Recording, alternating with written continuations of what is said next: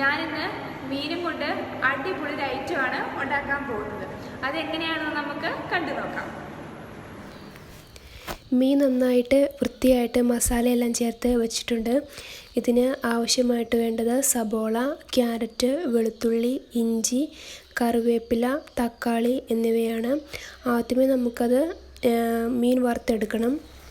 നമുക്കതിന് ഗ്രേവി ഉണ്ടാക്കാനായിട്ട് ആദ്യം എണ്ണ ഒഴിച്ചു. അതിനുശേഷം അരിഞ്ഞു വെച്ചിരിക്കുന്ന സബോളയും ഇഞ്ചിയും വെളുത്തുള്ളി എല്ലാം കൂടി അതിലേക്കിട്ടു.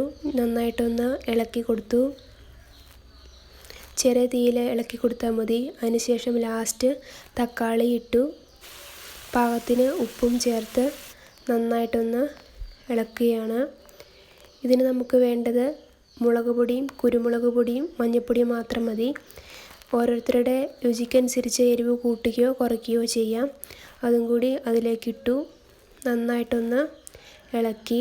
അതിനുശേഷം ആവശ്യത്തിന് വെള്ളം ഒഴിച്ച് വേവിക്കാനായിട്ട് വയ്ക്കാം. ഏകദേശം ഗ്രേവി റെഡി ആയിട്ടുണ്ട്. നന്നായിട്ട് തിളച്ചു.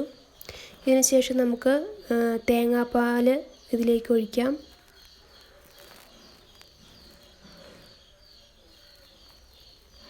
ചെറുതായിട്ട് തിളച്ചാൽ മതി, നന്നായിട്ട് തിളയ്ക്കണ്ട.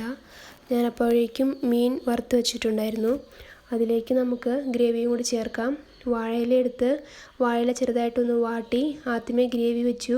അതിനുശേഷം മീൻ വറുത്തത് വെച്ചു. അതിൻ്റെ മുകളിലേക്ക് കുറച്ചും കൂടി ഗ്രേവി ഇട്ടു.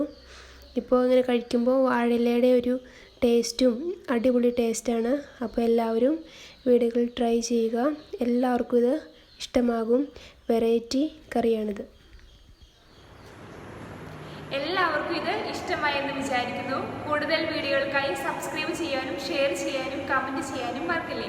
അടുത്ത എപ്പിസോഡിൽ പുതിയ വിശേഷങ്ങളുമായി കണ്ടുമുട്ടും വരെ Tata bye bye, take care.